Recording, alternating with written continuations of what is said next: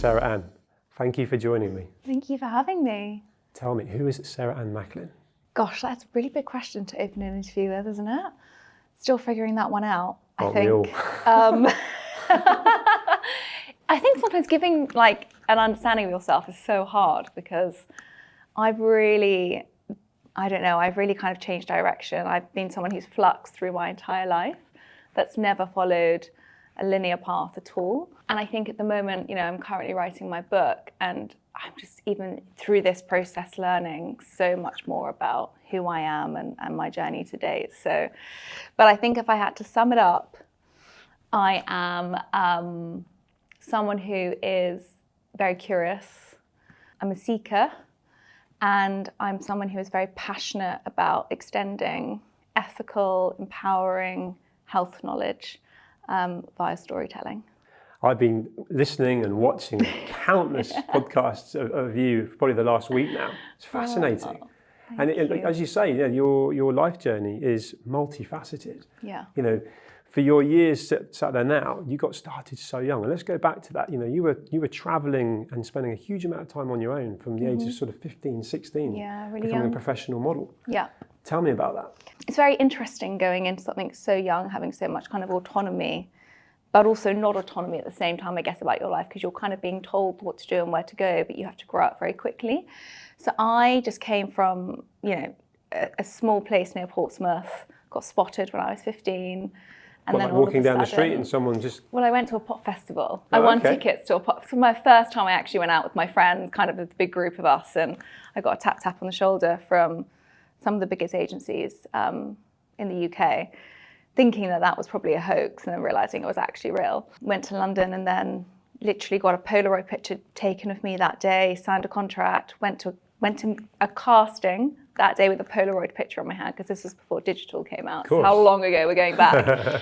And I signed a job that day, and the rest was history. Did you embrace it? Because I guess my question really is, did you know at that age what you wanted to do? Was there ideas forming in your head of what you'd like to do, or was this actually, I can do this?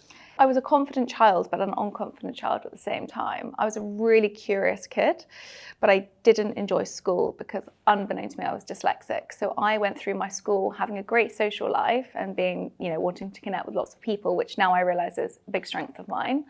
But I only focused on my weaknesses, that, I was in bottom sets, and my school reports were like, she's such a frustrating child. She doesn't get the most simplest of tasks, but then she gets these like extraordinary answers that are very hard. I mean, now you look at that school report and very quickly know that someone's neurodivergent.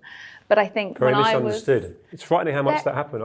Hugely. Especially for a girl that goes on to get a first at university. Yeah. As a science degree, right? I mean, you were not, thick. Yeah. But you were made to feel it. I was completely made to feel it. I mean, the fact that getting that scroll on stage for a first class nutritional science, and scoring like one of the highest grades on my biochemistry exams, for me was more of an accolade and meant more to me than walking any runway in the world. When I did opening lots of shows in London and gracing kind of covers of magazines, like to me it was amazing that I feel so grateful that I got to experience that.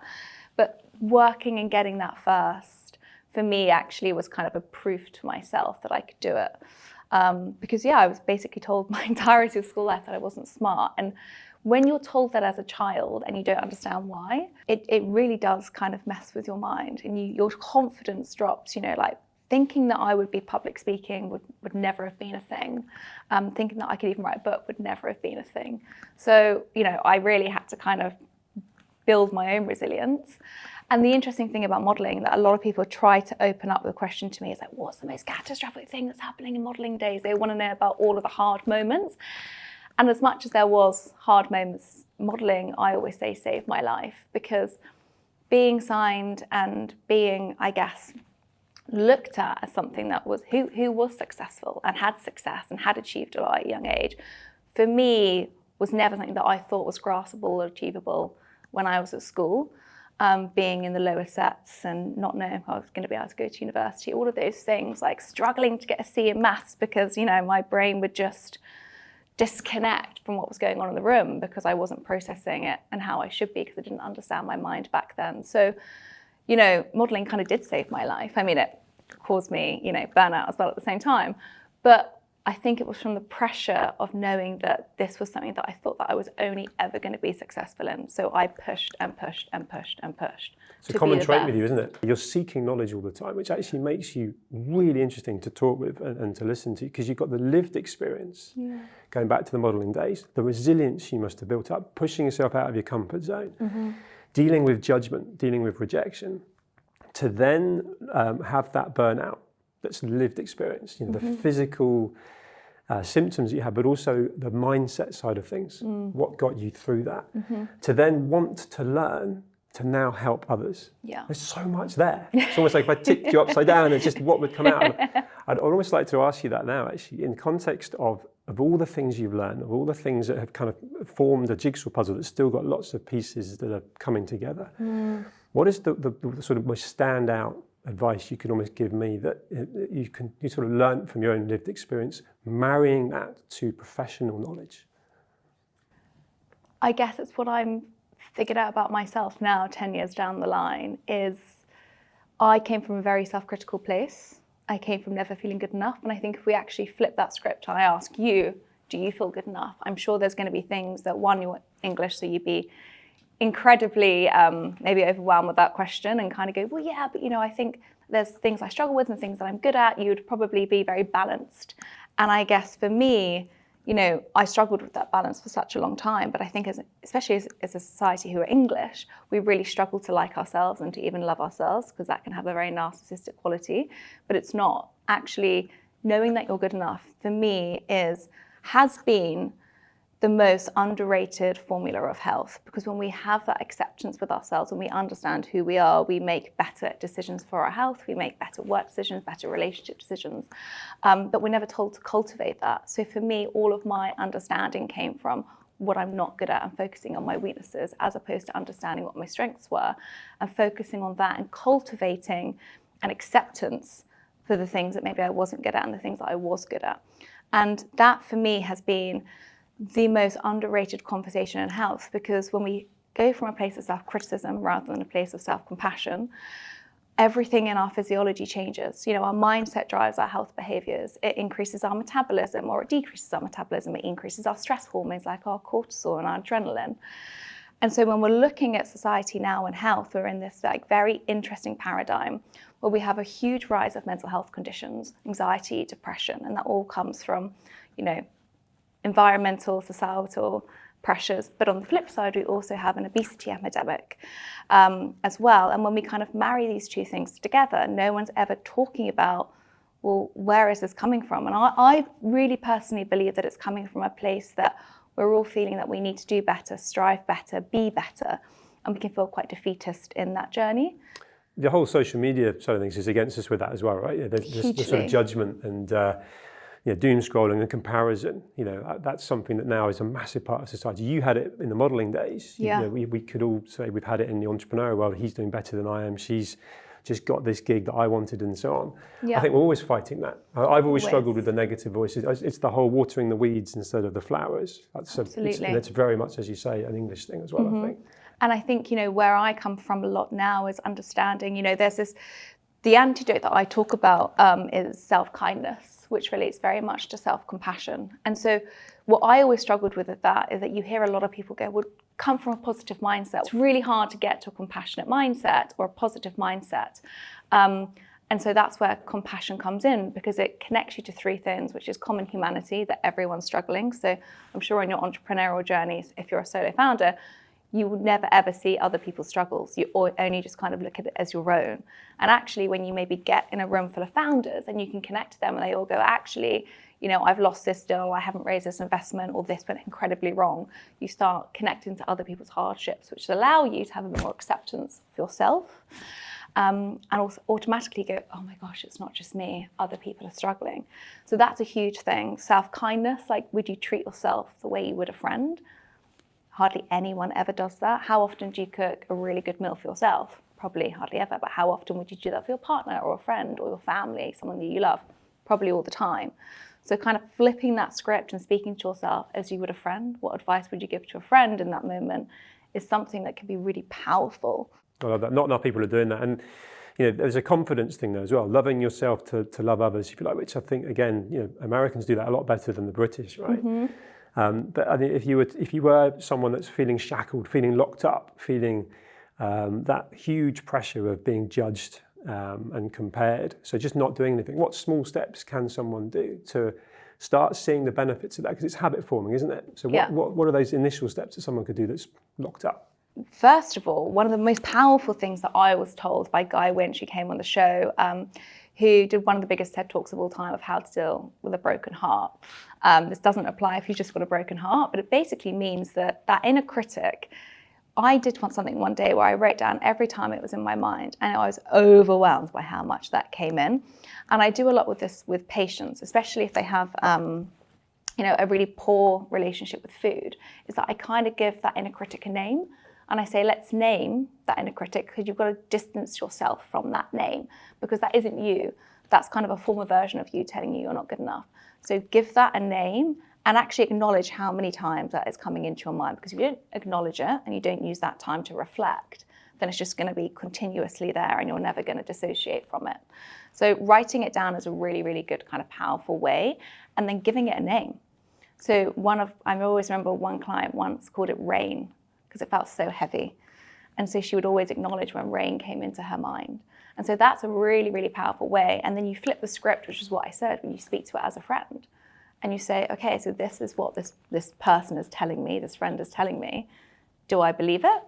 What advice would I give them?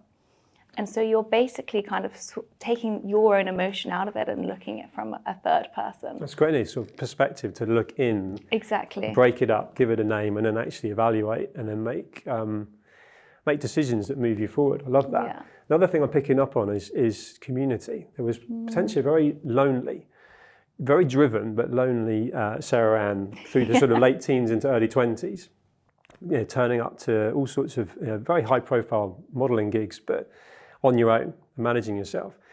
And I think probably quite lonely at school as well, misunderstood, to then now flourishing as an entrepreneur. You've got your Live Well, Be Well podcast, the public speaking, and the business. I want to know that sort of transition of when you ultimately started to build that community, realised the strength, the power of it, and how much of that might have been driven from not having that when you were younger.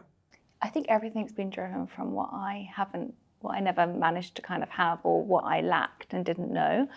I remember the loneliness epidemic is spoken about loads now, but when all of my friends were, 18 to 21 going to university, I was in an apartment in New York on my own with no one around me. And, for me, I couldn't connect to talking about anything that I was struggling with, because I felt I was from a place of privilege, because I was given this amazing opportunity. So you just kind of had to be quiet and get on with it.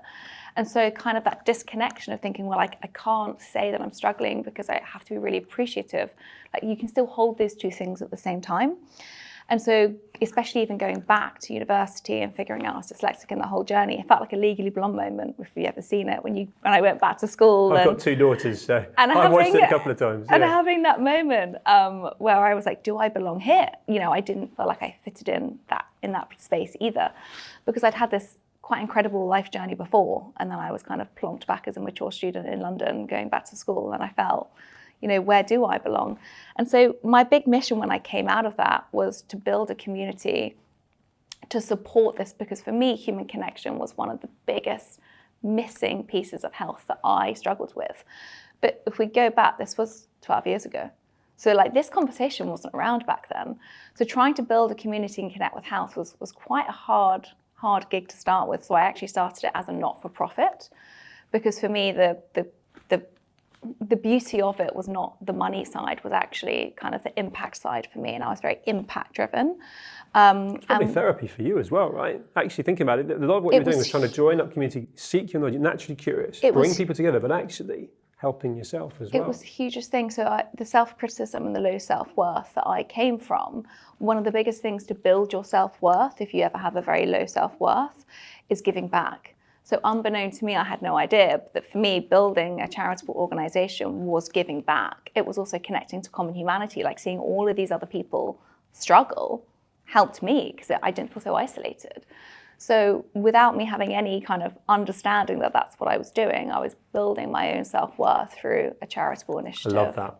So I love that. There's something coming through now where that entrepreneur, that almost the sort of Insta versus reality, if you like. So 12 years ago, there wasn't really any Instagram, right? No. So you were building that in the natural way to now harness social media, use it really well, use it as a force for good. It can get a bad rep if you are doom scrolling and not necessarily creating. Yeah.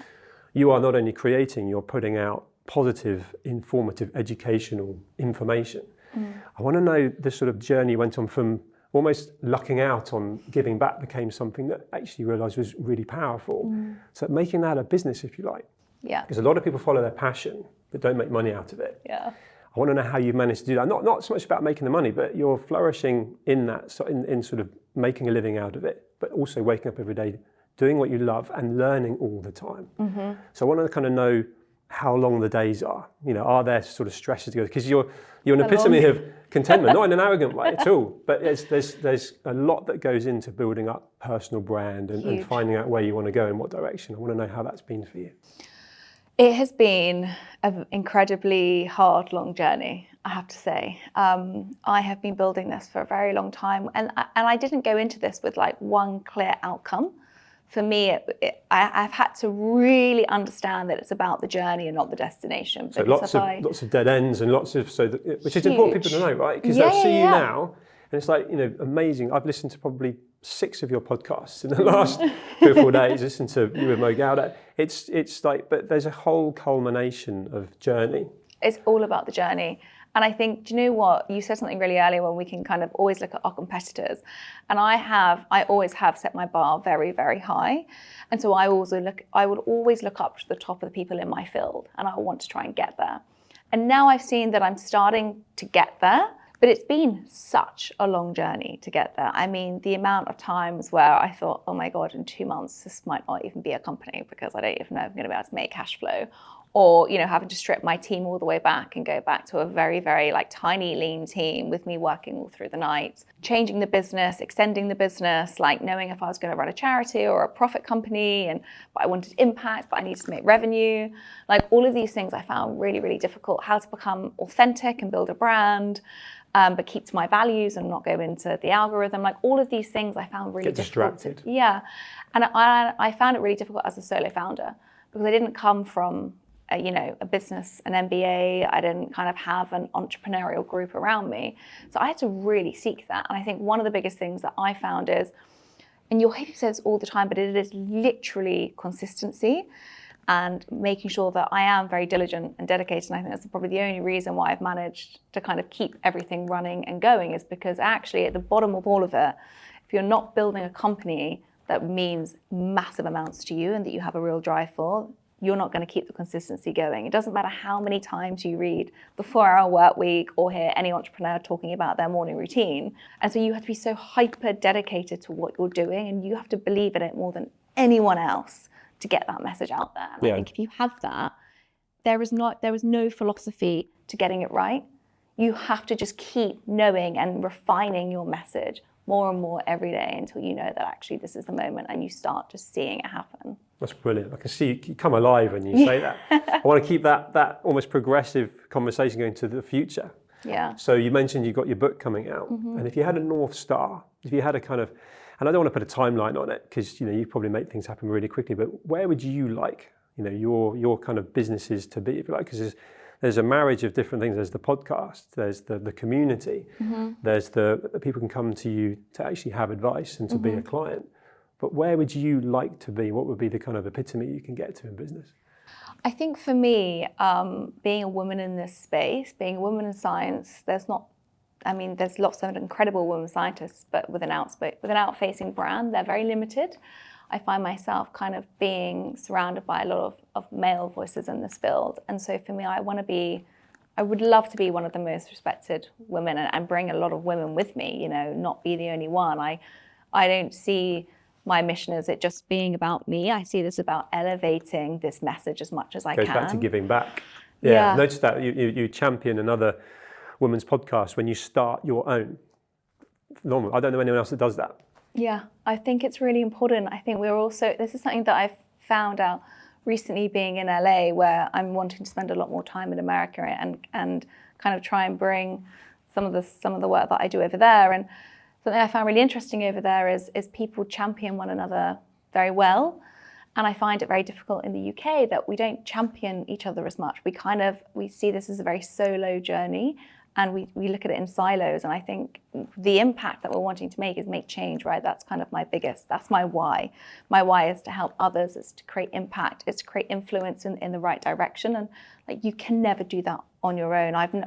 The biggest part to my journey, actually, that when bringing it back, is the people that have helped me to get there. I've definitely not done this on my own. I couldn't have done this without mentors in my life, people who have influenced me, people who have helped me, who have opened doors for me. And yeah, you have to be a curious person to kind of allow these moments to happen, but you will never build anything on your own. Everything is about other people helping you. And I think we could learn a lot, maybe sometimes from the people on the other side of the ocean, where they really do want to open doors and help you. And I think that's so important to any company, any brand, or any message. It's like, it's not just one person's mission. I believe that it's kind of all of ours. That's brilliant. I love that.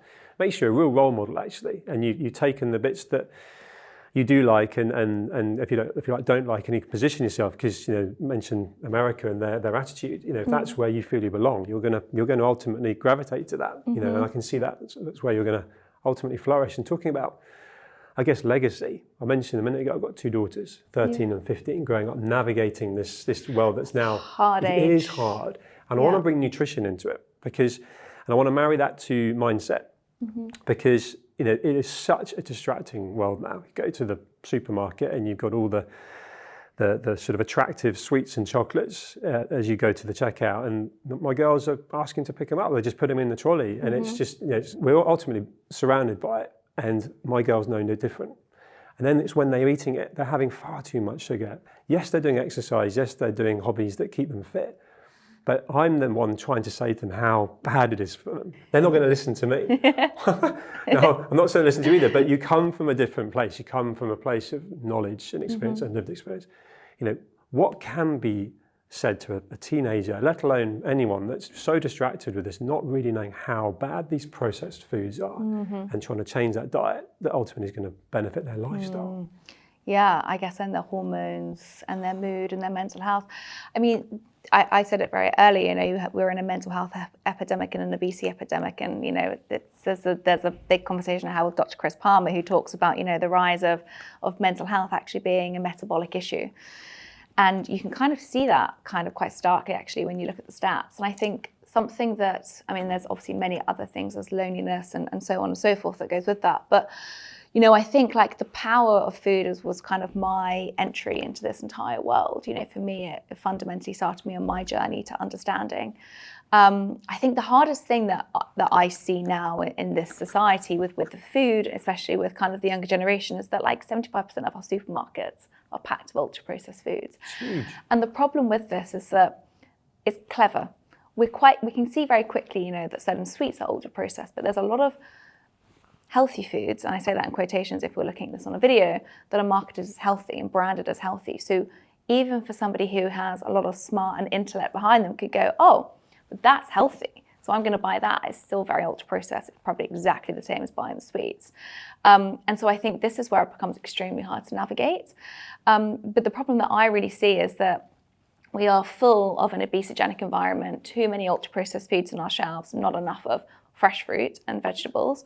But then the other side of it is this convenience that's hugely linked to it. So like the quick, the grab, the go, the less time for ourselves. And so then you also have this other flip side of the longevity culture that's kind of really, really spiraling, especially in the entrepreneurial space and the San Fran, all of that, the kind of bro science side of it that I can see. And yes, it can have its kind of, advantages. But I think the problem that we're missing out on is that there's this huge gap of getting people back to the fundamentals of food, cooking, getting people kind of empowered with what they're doing. And so what I would say is to anyone of that age is getting people back into the kitchen, getting them using their hands, getting them cooking, understanding food. It's stimulating creativity, right? It goes back to being naturally curious. It's really important. And I think, when you're using that food, when you're cooking with it, you become familiar with it. A lot of children are leaving home now without understanding how to cook meals, understanding how to mix different varieties of foods together. And diversity is the biggest thing that you can do for your gut microbiome and basically your overall health when it comes to nutrition and diet. So it's trying to get kids excited about food, trying to make it, not this laborious task that they've got to eat their fruits and vegetables, like getting spices and herbs and things that really like light their, taste buds up and get them excited. Set them tasks for it. And I think that's what's really key, because the problem is these kids are going onto social media, hearing a plethora of nutritional myths. And you also see a rise in, orthorexia, people that are becoming scared of certain foods because it's not going to make them healthy or not going to make them look young. And so we've become kind of overcomplicated in our food space and very reductionist. So for me, it's about like getting the kids like into the farms, into the country, holding foods again, cooking with them, becoming creative. That's where I think like so much work needs to happen with food and nutrition. Totally, makes it real as well. And talking on that, to personalise it to you, the amount of knowledge that you now have through your own experimentation and the amount of people that you've interviewed. The Sprout Man was fascinating. Who knew, right? Who knew that I could talk about sprouts for an hour? It was brilliant. And I was like, I'll incredible. stop this in a minute. I've probably got enough out of this. This was yesterday. Yeah. And it just kept me in. And I watched an hour and 10 minutes of sprouts, right? You've got all of that in you as knowledge. What do you eat in a typical day? You've got a busy entrepreneur, travel. So I want to know how you kind of prioritize it, and someone watching, well, it's not practical for me to do that. Actually, what does Sarah Ann do? Yeah. So first of all, I'm not perfect. And I think sometimes when I go out for dinner, people go, whoa, I didn't think you were going to order that. And I go, I'm human. I'm not this like walking picture of health all the time. Because I think so much about food and nutrition comes from like the joy of food that it brings. For me, I'm a pescatarian. I have been for 15 years. That was from a decision that was told to me by a gastroenterologist to not have meat. So that's a very like health specific reason why I don't have meat. But for me, I'm about, I exercise a lot. That's really important for my mental health. And so I try to combine that with, I have good supplements. I have lots of vitamin D. I have lots of creatine. I have a really good strong protein breakfast to kind of stabilize my... What would that be? What would that protein breakfast be? Oh, I either have like an omelette. I have eggs with loads of veggies in, spices and herbs.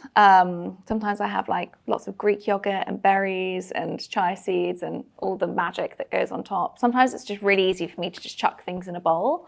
And I should be sitting down and being mindful, but being an entrepreneur, sometimes you don't have that time. So that's what I do. I have the Greek yogurt with all sorts of berries and fruits and nuts on the top. And my powders. It's quick. But I do have a really bad habit of walking around with the bowl. So do I. And I know from writing a book, talking about this, it's not what I should be doing, but sometimes it's the mixing. I get it, yeah. But there's a lot of stuff I'm consuming now, and you've touched on it already in sort of what I've been listening and watching with you. Where it's how you eat and it's being mindful. So eating the omelette is one thing, it's nutritious. Yeah. But how you eat it, how much you chew, how long you take. Do you want to hear a really interesting study? 100%. So this is something that really got my mind into the antidote that I talk a lot about, which is self-kindness. So there was this really interesting study from Elia Crum. She's one of my kind of people that I very much look up to in the scientific field at Stanford. And she wanted to understand about how much our mindset affects our food choices and our metabolism. So she did this really interesting study where she took two sets of groups and she randomized them. So it meant that, it was a completely randomized trial, which is one of the gold standard methods of science. So when we look at trials, we want to see that there are RCTs. So this one was, so she put them to two separate groups, and she said to one group, I want you to have this type of food, and she gave it to exactly the same to the other group. She then gave them their food, they left, she drew their blood, and she said, come back next week. They came back next week. Before they gave them the same round of food in the same setting, in the same environment, she said to them, okay, you've got, from the blood results, you've got this thing called the FTO gene, which means that you're predisposed to obesity. They didn't have it, but they were told that they had it. And they sat down and ate the same meal again. She said to the other group, oh, do you know what? Really good news. You don't have the FTO gene, so you metabolize food very, very well, and you don't have a predisposition to obesity. After they both ate the same meal in the same setting, the ones that were told that they had this FTO gene metabolized the exactly same meal completely differently. Their hunger hormone, ghrelin, dropped.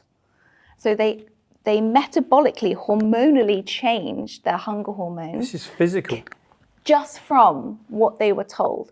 So you can imagine now everyone going to get their DNA tests and being told these things that, oh, you do have a predisposition to obesity, or you do have a predisposition to Alzheimer's. How do you think that affects our physiology? It has a massive impact. And she took the same group and she did it again in endurance exercise, where she made them run on the treadmill. And the next time they came back, she said to one group, oh, you have this gene that actually you're not great at endurance exercises. And the other group, she said, you have a gene that is great for endurance exercises. And the one that were good for endurance exercise overcame their PB from last week. And the ones that didn't came off the treadmill earlier, have a lower VO2 max, had a lower lung capacity. So it physically affected them and how they were exercising just from knowing that they didn't have this endurance gene. Fascinating. But the thing is, neither of them did. So the mindset positive or is negative. huge. That's massive. It's massive. And that's why, for me, this conversation around, all of food and health and how we see ourselves is so fundamental. Right at the beginning of this conversation, we mentioned confidence. You said you sort of, at times, being confident or not. If you bring that into mindset, if you bring that into that example, there's clearly a huge amount we can influence by that self-talk in our heads. That girl that was going out on a runway at 16 with all the cameras flashing and all sorts of, I guess, judgment and so on. How, I want to know how you built that confidence and how someone that, dare I say, because if you can get that confidence going, which is probably momentum, you can achieve so much. And this is where I think, clearly that turns into a physical manifestation, right? It does, yeah. I want to know how you've overcome rejection, negative comments, failures. So many things. If I summed you up with that word resilience, which is overused, right, but you epitomise it, right? I want to know how Sarah Ann, at all times of her life, has sort of kept going and just treated it an obstacle and built that confidence. I think it's one of those things that you have to go through it. Don't be scared of failure. Failure is growth, failure is feedback.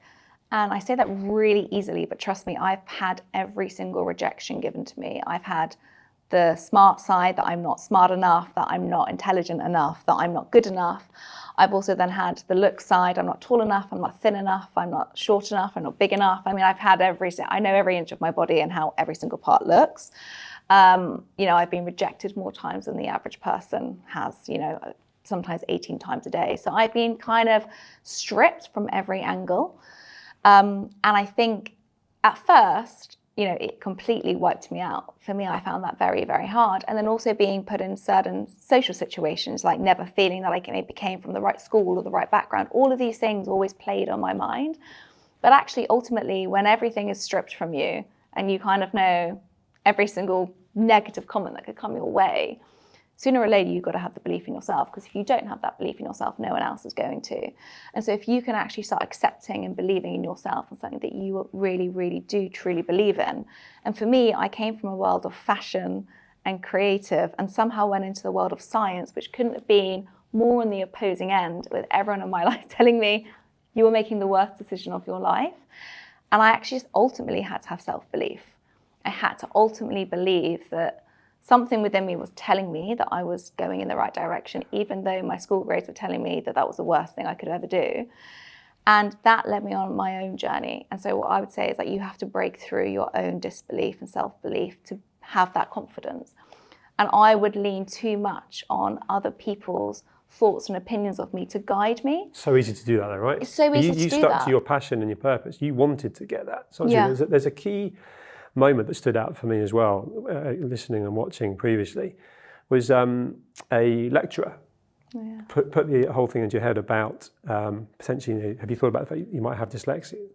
Now, there are countless examples I've got, particularly from a neurodiverse point of view, where people are so misunderstood and the direction they could have gone in could have been a really downward spiral. It could have ended up, some of these people have got into trouble with the law because they don't fit into society.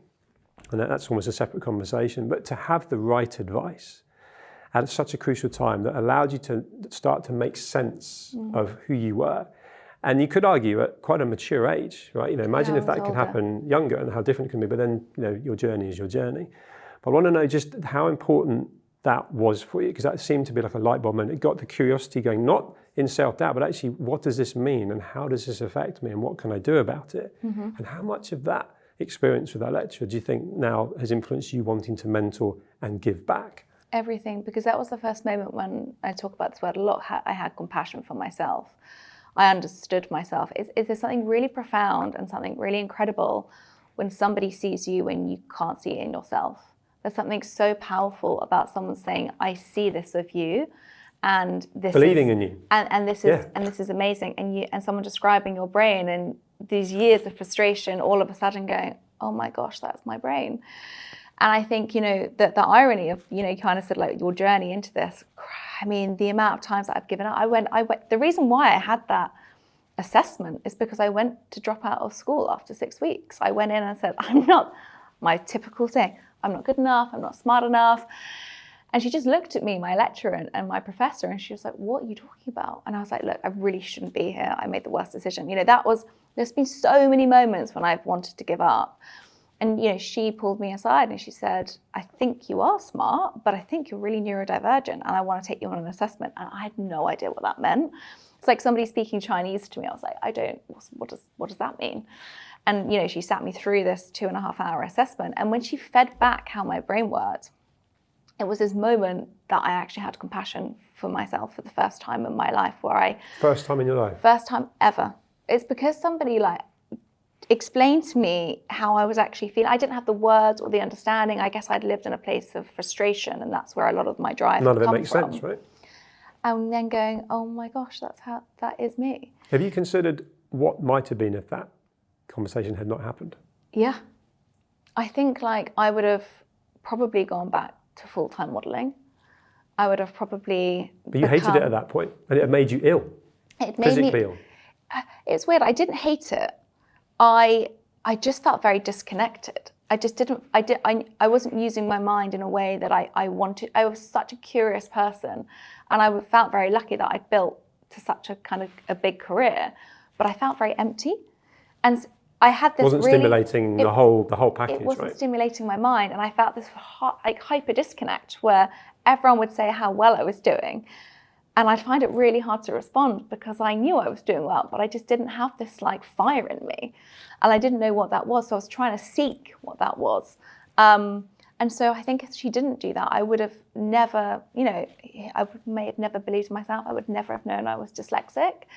I could have ended up just carrying on doing what I was doing, and I don't know, I had another breakdown. I just don't know. It makes you wonder how many people have been so misunderstood. In fact, it's out there, isn't it? There are many people are coming out now with this. We were talking earlier about how many entrepreneurs are neurodivergent. Well, how many people do you think sits here that are neurodivergent? It's becoming very clear to me. Because I think 97% of people that sit opposite me are neurodivergent. Yeah, and by default, they're sitting there because in some way or other they've been extraordinary, or they are being successful, but have had a very muddled journey to get there, which again, you can, and that relates to me as well. Yeah. So it's not just, my journey has been all sorts of misunderstood and not understanding. So actually these conversations, particularly this one, not being deliberately flattering, I got another 50 questions and another 2 hours, which we don't have. Yeah. But tell us to wrap up when your book comes out, because I can't wait to read that.